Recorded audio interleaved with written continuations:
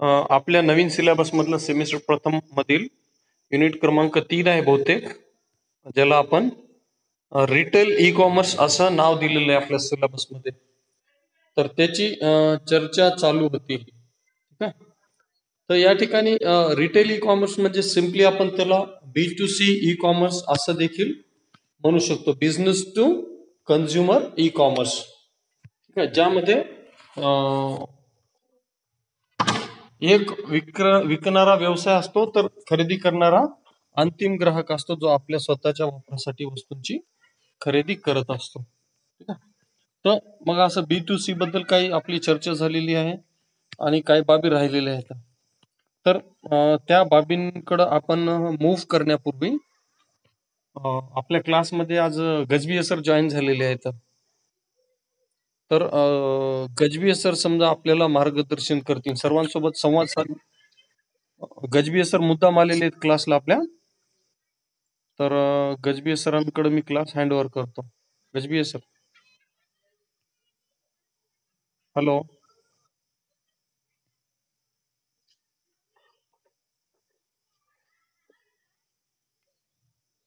Gajbhiye sir,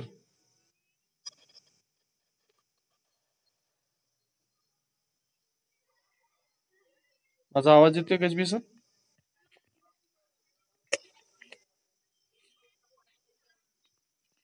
hello.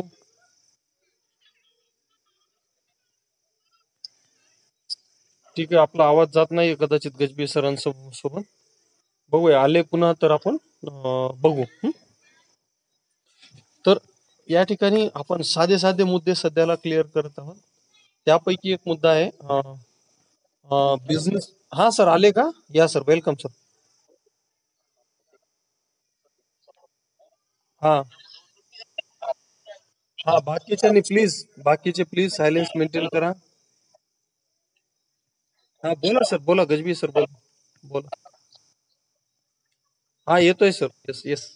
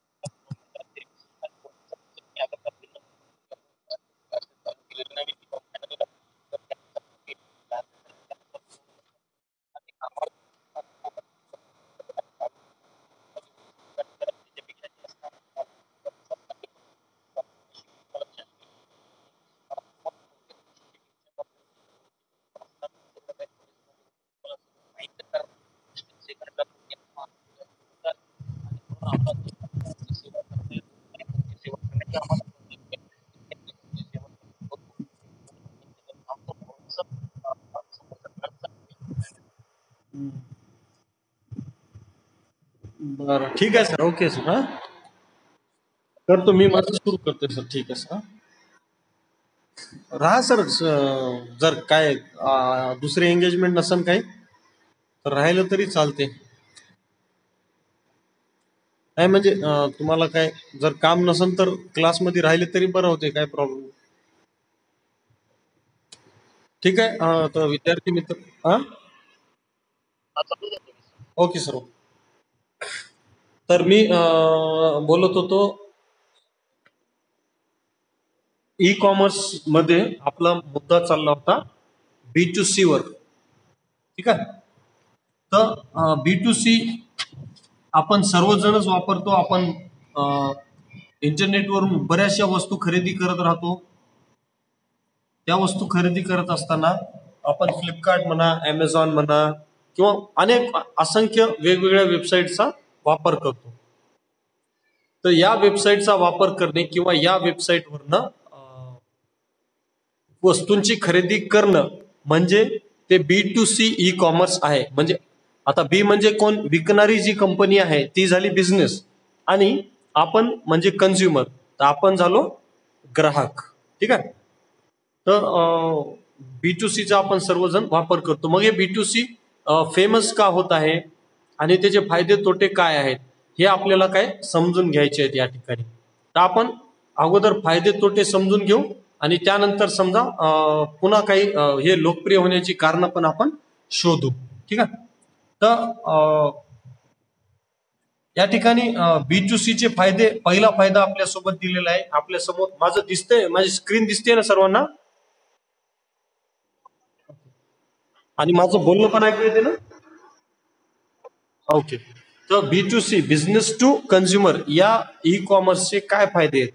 तर फायदे सांगत असताना हे आपल्याला सर्वांनाच माहित आहे की आपण या B2C मार्फत घरी बसून आपण ज्या ठिकाणी आहोत त्या ठिकाणाहून वस्तूंची खरेदी करू शकतो. आपल्याला बाजारपेठेमध्ये किंवा इतर कोणत्याही ठिकाणी जाण्याची आवश्यकता नसते.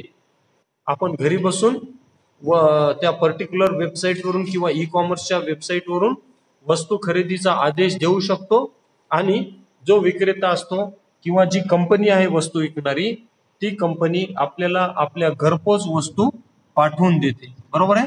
तर हा सगळ्यात पहिला बेनिफिट आपल्याला पाहायला मिळतो. आता हे माझ्या मनाचं सांगितलं मी तुम्हाला. ठीक आहे. आता पुस्तकातील काय मुद्दा, पुस्तकातील मुद्दा काय सांगतोय ते पण आपण पाहूया. ठीक आहे. तर घर बसल्या खरेदी या ठिकाणी म्हटलेलं आहे. तर अगदी घरी बसून आपण आरामात जेव्हा पाहिजे तेव्हा, ज्या वेळेला म्हटलं त्या वेळेला आपण वस्तूची खरेदी आदेश देऊ शकतो. बरोबर आहे ना? तर मग यामुळं काय, इंटरनेटवरच्या खरेदीमुळं आपल्याला दुकानात जाण्याचा किंवा बाजारपेठेत जाण्याचा, वस्तूबाबत चौकशी करणं किंवा काय किमतीला आहे, एका दुकानात चौकशी दुसऱ्या दुकानात चौकशी, असा परिश्रम घेण्याची आवश्यकता राहत नाही. इंटरनेटवर आपण घरी बसून आपल्या आरामशीर 2-4 वेबसाईट्सवर किमती चेक करू शकतो. त्या वस्तू चांगल्या आहेत किंवा नाही आहेत हे तपासू शकतो. हा असा एक B2Cचा पहिला बेनिफिट आपल्याला पाहायला मिळतो. तसंच समजा आपण दुसरा बेनिफिट या ठिकाणी आहे की आपण समजा 24/7 24/7 वस्तूंची खरेदी करू शकतो ऑनलाईन पद्धतीने. आता या ठिकाणी त्या 24/7 पर्यंत जाण्यापूर्वी सांगतो इथं की आपण बाजारातून जर वस्तू खरेदी करायला गेलं तर काय करावं लागते आपल्याला? दुकानात जा, तिथं वस्तूचे पैसे भरा आणि त्या ठिकाणाहून आपल्या घरी स्वतः ती वस्तू उचलून घेऊन या. म्हणजे वस्तूची वाहतूक स्वतः करावी लागते आपल्याला. बरोबर आहे. तर हा पारंपरिक रिटेल व्यवस्थेचा दोष आहे. तर ई कॉमर्स मध्ये काय होते, आपल्या घरी बसल्या बसल्या आपल्याला कुरिअर मार्फत किंवा पार्सल मार्फत घरी वस्तू प्राप्त होते. बरोबर आहे. हा एक फायदा आहे. त्यानंतर वर्ल्ड वाईड वेबवरील वेबसाईटच्या माध्यमातून, म्हणजे वेबसाईटच्या माध्यमानं ग्राहकाला किंवा आपल्याला खरेदीबाबतच्या संपूर्ण बाबी समजतात. पेमेंट कसं करायचं आहे आपल्याला, वस्तू किती दिवसात मिळणार आहे, किंवा वाहतुकी दरम्यान जर ती वस्तू असेल तर ती वस्तू आता सध्याला कुठं आहे, अशा बाबी आपल्याला समजतात ई कॉमर्स मध्ये किंवा B2C मध्ये, बरोबर आहे ना. तर हा एक फायदा आहे. त्यानंतर जसं आपण दुकानात खरेदीला गेलं, एक वस्तू ठरवून गेलेलो असतो आणि खरेदी करून आणतो दुसरीच वस्तू, म्हणजे त्या ठिकाणी काय होते, आपलं मन विचलित होते, कारण तिथं भरपूर वस्तू आपल्याला पाहायला मिळतात. परंतु इंटरनेटवर काय आहे, की आपल्याला जी वस्तू खरेदी करायची आहे तीच वस्तू आपण सर्च करतो आणि त्या वस्तूच्या खरेदीचा आदेश देतो. म्हणजे यामुळं काय होते, की इंटरनेटवरून वस्तू खरेदी करत असताना आपण विनाकारण इकडं तिकडं लक्ष देत नाही व आपली जी वस्तू पाहिजे तीच खरेदी करतो, इतर वस्तू खरेदी करत नाही. आणि त्याच वस्तूबद्दल जर आपल्याला माहिती मिळवायची असेल तर तो पुन्हा पुन्हा त्या वस्तूची माहिती वेबसाईटवर वाचू शकतो. त्या वस्तूबद्दल इतर ग्राहकांनी काय म्हटलेलं आहे, काय रिव्ह्यूज दिलेले आहेत, त्यांनी काय मत प्रदर्शित केलेले, हे पण आपण पाहू शकतो. ठीक आहे. तर असं समजा ह्या ई कॉमर्सवरील खरेदीचा म्हणा किंवा B2Cचा पहिला बेनिफिट आहे. ठीक आहे. त्यानंतर पुन्हा दुसरा या ठिकाणी बेनिफिट दिलेला आहे, दिवसाचे 24 तास, वर्षाचे 365 दिवस खरेदीच्या सोयी. म्हणजे आपण याला 24/7 म्हणतो, बरोबर आहे ना. म्हणजे दिवसाच्या 24 तासात आणि आठवड्याच्या 7ही दिवशी कोणत्याही वेळेला आपण पाहिजे तेव्हा वस्तूची खरेदी करू शकतो. या ठिकाणी पारंपरिक बाजारपेठेसारखं काही बंधन असते का, की तुम्ही सकाळी 10 वाजता दुकानात आलं पाहिजे आणि संध्याकाळी 9च्या नंतर वस्तू भेटणार नाही, असं काही बंधन या ठिकाणी ऑनलाईन खरेदीला नसते. ग्राहकाला जेव्हा वेळ मिळेल, जेव्हा त्याला सोयीचा वेळ असेल, तेव्हा तो त्या वेबसाईटवर आपल्या वस्तूच्या खरेदीचा आदेश नोंदवू शकतो, बरोबर आहे ना. आपण पाहतो आपल्याला जेव्हा वेळ असेल तेव्हा आपण ऑर्डर करतो. किंवा अजून एक महत्वाची गोष्ट, आपल्यापैकी बरेच जण आहेत माझ्या सकट, फ्लिपकार्टवर एखाद्या मोबाईलसाठी ऑफर कधी येते, फ्लिपकार्टवर एखाद्या लॅपटॉपसाठी कधी ऑफर येते, आपण त्याची वाट बघत राहतो, बरोबर ना. 8-15 दिवस, महिनाभर सुद्धा आपण थांबतो की ऑफर कधी येणार. म्हणजे आपल्यासाठी सोय उपलब्ध आहे त्या ठिकाणी, कोणत्याही वेळेला आपण खरेदी करू शकतो. तर हा एक बेनिफिट आहे. म्हणजे इंटरनेटवरचे जे व्हर्च्युअल स्टोअर्स असतात त्याला काय म्हणायचं, त्या वेबसाईटला व्हर्च्युअल स्टोअर्स किंवा त्याला व्हर्च्युअल मॉल असं देखील म्हटल्या जाते, मॉल्स. ठीक आहे. तर हे दिवसाचे 24 तास, रात्र दिवस, संपूर्ण वेळ ते दुकानं समजा थोडक्यात सुरू असतात विक्रीचे. मग आपलं काय काम आहे, की फक्त आवश्यक त्या वेबसाईटला भेट द्यायची आणि त्या वेबसाईटवरून वस्तूची माहिती मिळवायची आणि वस्तू खरेदी करायच्या. असं समजा हे ई कॉमर्सचं किंवा B2Cचं स्वरूप आहे. या ठिकाणी वस्तू खरेदीसाठी वेळेचं कुठलंही बंधन आपल्यावर कोणीही लादत नाही. कोणी म्हणजे कोण, तर विक्रेता म्हणा किंवा ती पर्टिक्युलर कंपनी म्हणा किंवा त्या वेबसाईटचे मालक, कोणी आपल्यावर बंधन लावत नाही. मग आता पारंपरिक खरेदी पद्धतीमध्ये काय होते, पण पारंपरिक खरेदी पद्धतीत मात्र ज्या वेळेस विक्रेत्याचे दुकान उघडे असेल तेव्हाच दुकानात जाऊन खरेदी करता येते वस्तूंची, बरोबर आहे ना. त्यामध्ये वेळेचं बंधन तर जरूर असते,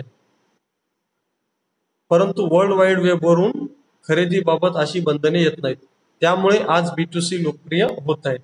बाजारपेठेत वस्तू उपलब्ध नाहीये, नो प्रॉब्लेम, आपण इंटरनेटवरून खरेदी करू शकतो, असं देखील समजा बऱ्याच लोकांचं मत असते. म्हणून B2C वरून किंवा ई कॉमर्स वरून लोक वस्तू खरेदी करतात. हा मुद्दा या पुस्तकामध्ये किंवा या 5-6 मुद्द्यामध्ये आलेला नाहीये. या ठिकाणी मी माझ्या मनाचा एक मुद्दा सांगतोय, की स्थानिक बाजारपेठेत उपलब्ध नसलेल्या वस्तू आपण ई कॉमर्स वरून खरेदी करू शकतो. समजा मला एखादी वस्तू खरेदी करायची, कुठली पण असो, समजा जसं अलेक्झा नावाचं एक टूल येते बघा अमेझॉन कंपनीचं, व्हॉइस असिस्टंट. जसं गुगल असिस्टंट आहे तसं अमेझॉन कंपनीचं अलेक्झा नावाचं व्हॉइस असिस्टंट आहे. तर ते आपल्याला बाहेर बाजारपेठेत कुठेही मिळत नाही, ते फक्त मिळते अमेझॉन कंपनीच्या वेबसाईटवर.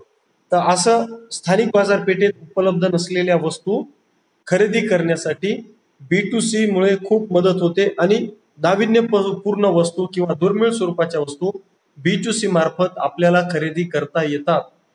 हा एक B2C चा बेनिफिट आहे. ठीक आहे. त्यानंतर इथला या पुस्तकामधला एक मुद्दा आहे बघा, कमी किमतीत नवनवीन वस्तूंची उपलब्धता होते.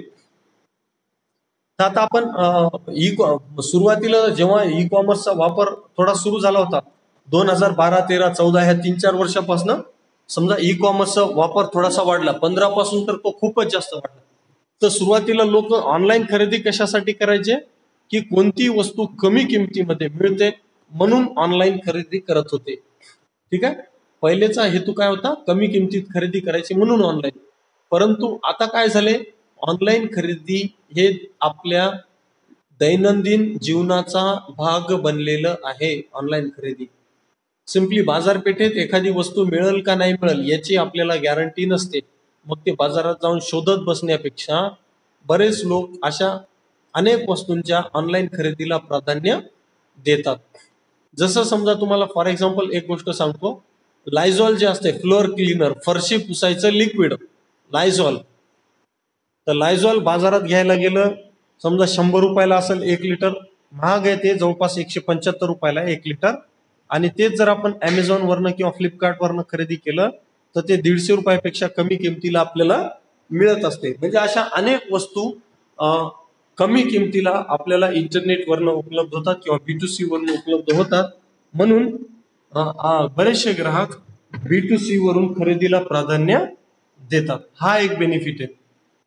आणि त्यासोबतच मग हे कमी किमतीला का मिळते, तर जे ऑनलाईन विक्रेते असतात किंवा अमेझॉन फ्लिपकार्ट सारख्या ज्या कंपन्या असतात त्या उत्पादकाकडून, वस्तूच्या उत्पादकाकडून मोठ्या प्रमाणात वस्तू खरेदी करतात. ठीक आहे. आणि मग त्यांच्या विक्रीमध्ये समजा जे ग्राहकांना वस्तू विकतात तर विकत असताना त्यामध्ये कोणताही मध्यस्थ नसतो. मध्यस्थांचं उच्चाटन झालेलं असतं. किरकोळ विक्रेता नाही किंवा डीलर नाही किंवा भिकर्ता नाही असं. म्हणून यामुळे काय होते की या सर्व लोकांना जे प्रॉफिट द्यावं लागते ना कंपनीला, ते प्रॉफिट देण्याची गरज राहत नाही. आणि म्हणून या ऑनलाईन विकणाऱ्या कंपन्या कमी किमतीला वस्तू विकू शकतात. म्हणजे दुकानदाराला जो नफा द्यायचा आहे तो नफा ग्राहकांना मिळवून देतात. यामुळे आपल्याला कमी किमतीमध्ये B2C वरून वस्तू खरेदी करता येतात. त्यानंतर पाचवा मुद्दा आहे तो पहिल्या मुद्द्याशी संबंधितच आहे, घर बसल्या वस्तूंची प्राप्ती. तर जे अगोदरच आपण बोललो की आपल्याला घरी वस्तू आणून दिल्या जातात, बरोबर आहे ना.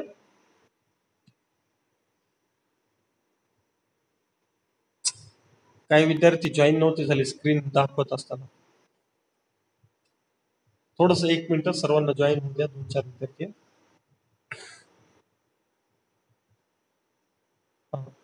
तर वर्ल्ड वाईड वेबमुळे किंवा B2C मुळे वस्तू घरी येतात आपल्याला. ठीक आहे.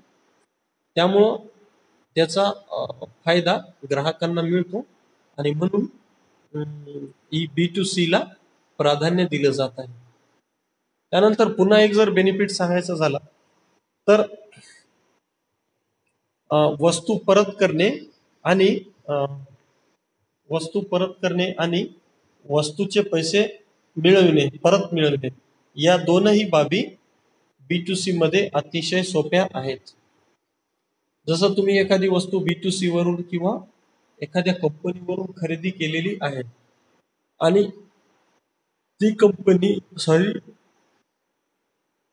ती वस्तू जर तुटफुट झालेली असेल किंवा पूर्ण नसेल किंवा तुम्हाला आवडली नाही थोडक्यात समजा, तर आपण ती वस्तू कंपनीला परत पाठवू शकतो. B2Cच्या विक्रेत्याला परत पाठवू शकतो आणि आपण आपले पैसे परत मिळवू शकतो. बाकी जे पारंपरिक वाणिज्य किंवा बाहेरचे जे दुकानदार असतात ते अशा प्रकारच्या व्यवहाराला परवानगी देत नाहीत. हा एक बेनिफिट आपल्याला आहे. समजा तुम्ही एखादा मोबाईल ऑनलाईन खरेदी केला आणि त्याच्यामध्ये फॉल्ट निघाला, समजा 2-4 दिवसांना तुमच्या लक्षात आलं की यामध्ये काही फॉल्ट आहे, तर तो मोबाईल फोन तुम्ही कंपनीला परत पाठवू शकता आणि त्याचे पैसे परत मिळू शकता किंवा दुसरा फोन तुम्ही कंपनीकडनं घेऊ शकता त्याच्या बदल्यात. परंतु दुकानदाराकडून मोबाईल खरेदी केला 2 दिवसात तो जर खराब निघाला तर तो वापस घेते का, नाही घेत. तो म्हणते सर्व्हिस सेंटरला दाखवा तुम्ही. ठीक आहे. तर या पद्धतीचं वस्तू परत करणे आणि वस्तूचे पैसे रिफंड मिळवणे हे ई कॉमर्स मध्ये अतिशय सोपं असते. तर हा एक याचा बेनिफिट आहे. त्यानंतर पुढचा मुद्दा आहे बघा, ऑनलाईन विक्रयोत्तर सेवा. ऑनलाईन विक्रयोत्तर सेवा म्हणजे वस्तू विकल्याच्या नंतर, एकदा वस्तू विकल्याच्या नंतर ग्राहकांना दिल्या जाणाऱ्या इतर सेवा. जसं समजा आपण टीव्ही खरेदी केला, ऑनलाईन टीव्ही खरेदी केला, तर ते टीव्हीची फिटिंग करून देण्यासाठी B2C ची जी वेबसाईट आहे किंवा जी कंपनी आहे ती स्वतः तिकडनं माणसं पाठवते. आपल्याला काही करायची गरज नसते. ते लोक स्वतः इन्स्टॉलेशन करण्यासाठी माणसं पाठवतात, आपल्याला ती वस्तू वापरायची कशी त्याचं ज्ञान देतात आणि त्याची वॉरंटी पण आपल्याला प्रोव्हाइड करतात. तर असं म्हणजे या ठिकाणी ऑनलाईन विक्रेतर सेवावर भर दिला जातो. तसेच ग्राहकाला समजा काही जर अडचणी येत असतील वस्तूच्या वापरासंबंधी किंवा खरेदीसाठी, कोणत्याही वस्तूच्या खरेदीसाठी आपल्याला काही अडचणी येतात, तर आपण संबंधित कंपनीच्या कस्टमर केअरला फोन करून किंवा ईमेलद्वारे त्यांच्याशी संपर्क साधू शकतो. ते आपल्याला संपूर्ण माहिती देतात, वस्तूच्या गॅरंटी बद्दल म्हणा, खरेदीबद्दल म्हणा, फीचर्स बद्दल, किमतीबद्दल, ऑफर्स बद्दल इत्यादी सर्व. तर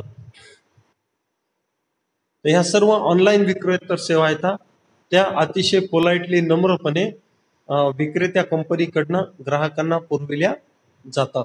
तर हे पुस्तकातले 5 मुद्दे आहेत आणि मी माझ्या मनाचे 2 सांगितले. तर असे 7 बेनिफिट्स ई कॉमर्सचे आपल्याला सांगता येतात. काय काय सांगितले बघून घ्या इथं. काय म्हटले, घर बसल्या खरेदी म्हणजे ग्राहक काय करू शकतात, वस्तूची खरेदी आपल्या घरी बसून किंवा आपल्या वेळेला, ऐच्छिक वेळेला करू शकतात. त्यानंतर दिवसाचे 24 तास व वर्षाचे 365 दिवस खरेदीच्या सोयी. तर ह्या वेबसाईट ज्या असतात त्या वेबसाईट इंटरनेट रात्रंदिवस 24 तास कोणत्याही ब्रेकशिवाय सुरू असते. तर ग्राहकाला जो वेळ योग्य वाटेल त्या वेळेला तो ग्राहक वस्तू खरेदीचा आदेश देऊ शकतो आणि वस्तू खरेदी करू शकतो. त्यानंतर अजून मी सांगितलं होतं की स्थानिक बाजारपेठेत उपलब्ध नसलेल्या वस्तूंची खरेदी करणं शक्य होते B2C म्हणून. कारण B2C चे जे ऑनलाईन स्टोअर्स असतात ते एक प्रकारचे ग्लोबल स्टोअर्स असतात, जागतिक स्वरूपाचे विक्री केंद्र असतात, म्हणून त्या ठिकाणी वेगवेगळ्या प्रकारच्या वस्तू विक्रीसाठी उपलब्ध असतात, त्या आपण खरेदी करू शकतो. अजून पुढचा मुद्दा या पुस्तकातला आपण घेतलेला होता, कमी किमतीमध्ये समजा नवीन वस्तूची उपलब्धता होते. म्हणजे ऑनलाईन ज्या वस्तूच्या किमती येतात त्या सरासरी बऱ्याच अंशी कमी असतात, बऱ्याच अंशी काय कमी असतात. ठीक आहे. तर मग आणि त्यानंतर पुढचा मुद्दा होता, घर बसल्या वस्तूंची प्राप्ती एक सांगितलं होतं आणि ऑनलाईन विक्रेतर सेवा पण मी सांगितलं होतं. या पुस्तकातले हे दोन्ही मुद्दे सांगितले. आणि पुढचा मुद्दा काय सांगितला होता की वस्तू परत करणे आणि त्याचे पैसे रिफंड मिळवणे, हे पण ई कॉमर्स मध्ये सोपं असतं. तर असे वेगवेगळे ई कॉमर्सचे फायदे आपल्याला पाहायला मिळतात. याच्यावर मे बी 8 मार्काला प्रश्न आपल्याला येऊ शकतो.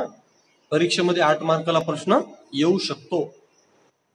तर पुढे जाऊया आपण आणि B2C चे लिमिटेशन्स जे आहेत ना किंवा डिसएडव्हान्टेजेस जे आहेत त्याच्या संबंधी आपण चर्चा करूया. तर B2C चे दोष काय? एक मिनिट फ्रेंड्स. हा 1 मिनिट. काय बेटा? हा काय झालं मला? काय खाल्लं बेटा?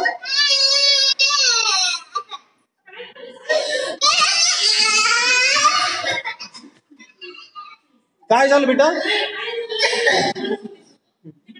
करू दे करू दे करू दे. मळमळ करत उलटी येत नाही रे.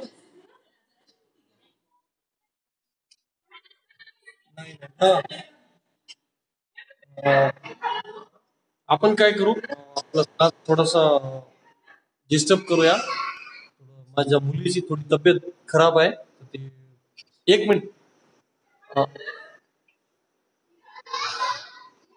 हॅलो, एक मिनिट थांबा, थोडस चालू राहू द्या तुमचा व्हिडिओ. माझ्या मुलीची तब्येत खराब आहे, तर मी तुमच्यासोबत लगेच संवाद साधतो. चालू राहू द्या.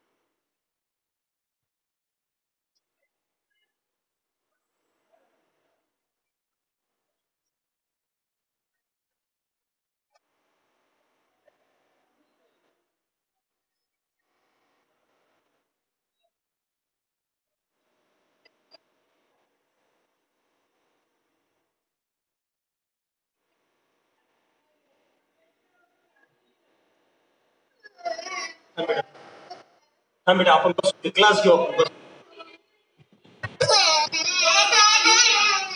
ठीक. थांब ना बेटा, फोन देते ना, फोन.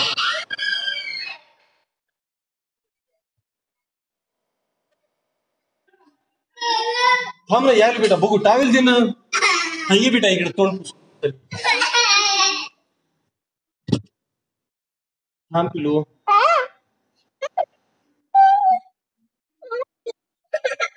झालं बेटा, जा मम्मीचा ब्लॅक घेऊन ये. मी क्लास घेतो बेटा. काय झालं, काय?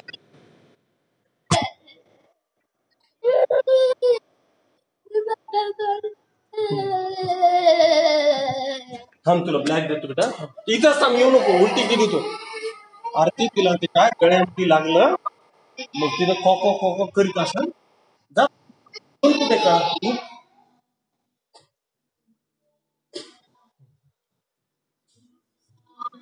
ठीक आहे बेटा,